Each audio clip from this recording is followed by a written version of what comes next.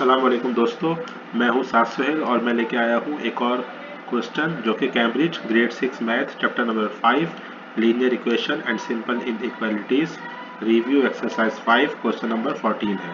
तो क्वेश्चन जो है पहले पढ़ते हैं फिर इसको करते हैं सॉल्व। क्वेश्चन जो है वो कुछ यूं है कि a man has 25 sweets and his son has 55 sweets. Find the number of sweets that the man has to give to his son so that his son would have 4 times as many sweets as him। ठीक है, तो question तो बज़ाहिर काफ़ी वो लगता है, easy लगता है, लेकिन इसके अंदर जो है वो एक थोड़ा ट्रिकी जो है वो है, ये क्वेश्चन है। तो देखते हैं इसको किस तरह से जो है करेंगे सॉल्व। मैं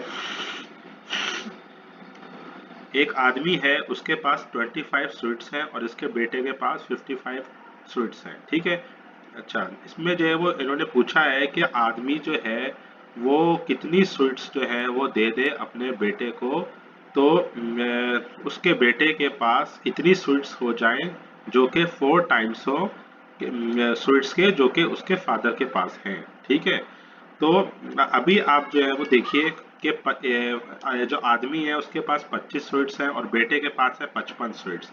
तो अभी जो इन दोनों का जो रिलेशनशिप है वो 1:4 नहीं है, अभी जो है वो 1:4 से जो है वो कम है। ठीक है, तो आदमी जो है वो अपनी स्वीट्स जो है वो दे रहा है अपने बेटे को।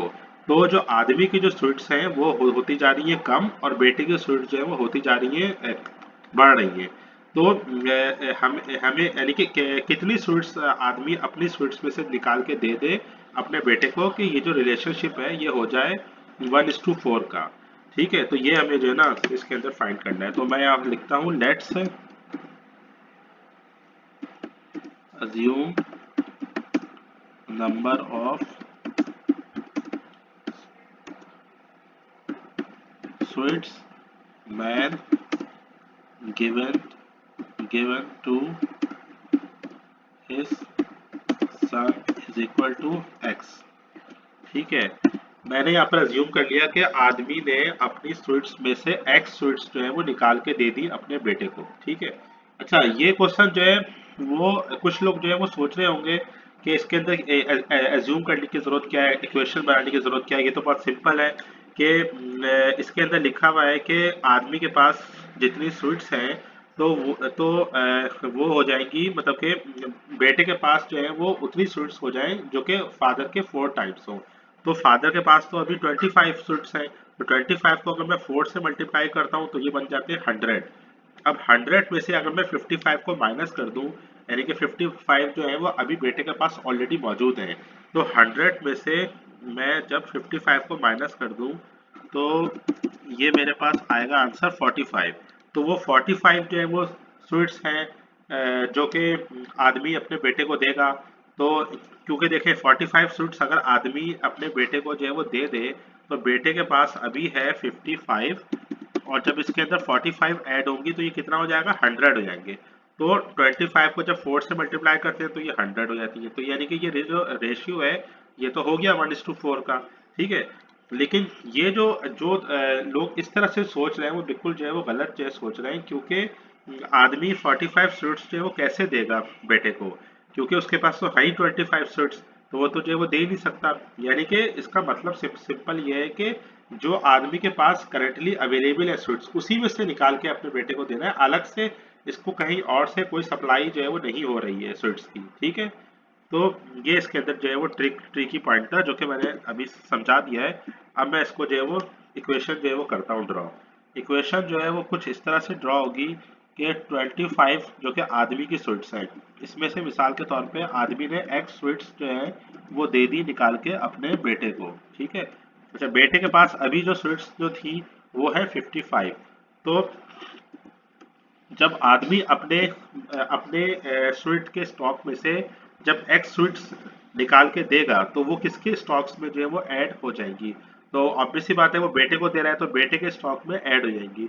तो इसीलिए आपको देखें इजिकल टू के दोनों साइडों पे एक जगह पे माइनस एक्स जो है वो नजर आ रहा है और एक जगह पे प्लस एक्स जो है वो नजर आ रहा है, ये इसी वजह से जो है वो नजर आ रहा है। ठीक है, अच्छा, जब आदमी अपने स्टॉक में से एक्स फ्रूट्स निकाल के जो है वो दे देगा अपने बेटे को, तो इन्होंने जो है वो क्या कंडीशन बताई है कि क्या कंडीशन जो है वो मेट होनी चाहिए, वो कंडीशन ये बैठ होनी चाहिए कि बेटे के पास जो कि ऑलरेडी स्वीट्स जो थी वो ज़्यादा थी, तो निकाल देने के बाद भी ज़्यादा ही रहेंगी, लेकिन जो है वो अपने फादर के 4 टाइम्स जो है वो हो जाएंगी। तो ये जो फादर की जो पोर्शन है यानी कि 25 माइनस एक्स, इस पूरे पोर्शन को मैं 4 से मल्टीप्लाई जो है वो कर दूंगा। तो ये मेरी इक्वेशन जो है वो अब बन गई पूरी तैयार। ठीक है। अच्छा, यहाँ पर जो स्टूडेंट जो एक सबसे बड़ी मिस्टेक जो करते हैं वो ये करते हैं कि बजाय 25 माइनस एक्स जो कि फादर का स्वीट का पोर्शन है, उसको 4 से मल्टीप्लाई करने के वो जो है वो कर देते हैं 55 प्लस एक्स को 4 से मल्टीप्लाई, जो कि इसके बेटे का स्वीट का पोर्शन है। ठीक है। बेटे के स्वीट के पोर्शन को 4 से मल्टीप्लाई जो है वो नहीं करेंगे, क्योंकि अगर उसको 4 से, जो कि ऑलरेडी ज्यादा है, अगर उसको 4 से मल्टीप्लाई कर दिया तो फिर तो ये फादर्स के स्वीट के बराबर तो कभी भी नहीं आएगा, वो तो और ही जो है वो ज्यादा हो जाएगा। तो हमेशा छोटे वाले नंबर को 4 से मल्टीप्लाई करेंगे तो वो बड़े वाले नंबर के बराबर जो है वो बनेगा ना।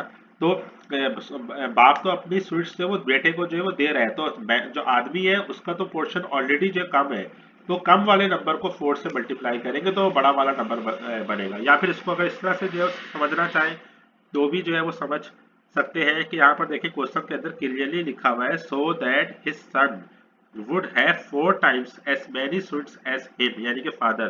तो यानी कि फादर वाले पोर्शन को 4 से मल्टीप्लाई करेंगे, ना कि सन के पोर्शन को। ठीक है। अच्छा, अब इसके इक्वेशन को मैं अलजबरा के तहत इसको मैं कर लेता हूँ सॉल्व। और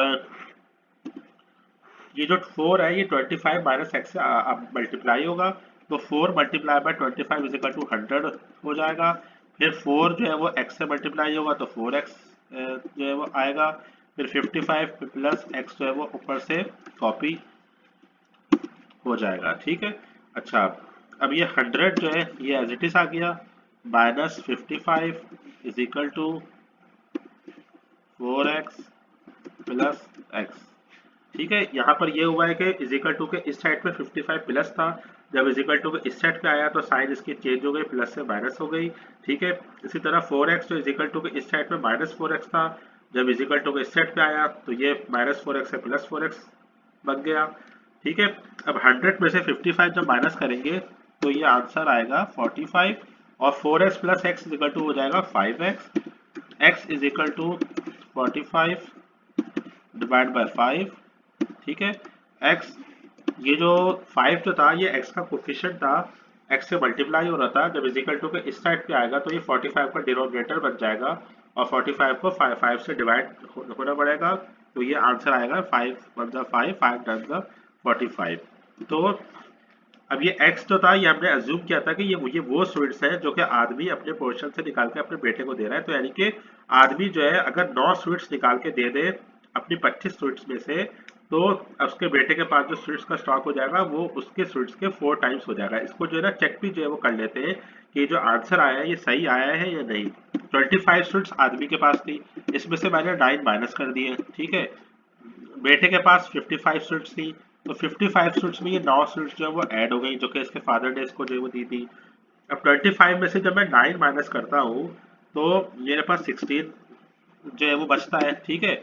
55 में जब 9 जब ऐड होंगे तो ये बनेगा 64। ठीक है। तो अब देखिए ये है आदमी के स्वीट्स 16 और ये है बेटे के स्वीट्स 64। जब मैं आदमी के स्वीट्स को अगर मैं 4 से मल्टीप्लाई करूंगा तो ये 16 4 द 64, तो ये एग्जैक्टली 4 टाइम्स है। इसके बेटे के पास जो स्वीट्स हैं वो एग्जैक्टली 4 टाइम्स है अपने फादर के पास जितनी स्वीट्स थी। ठीक है। तो यानी कि जो मेरा आंसर आया है x इज इक्वल टू 9, ये सही आंसर है बिल्कुल। ठीक है। तो दोस्तों अगर ये वीडियो आपको अच्छी लगी हो तो इसको लाइक और शेयर जरूर कीजिएगा, और मेरे चैनल को सब्सक्राइब करना मत भूलिएगा। Thank you. अल्लाह हाफिज़।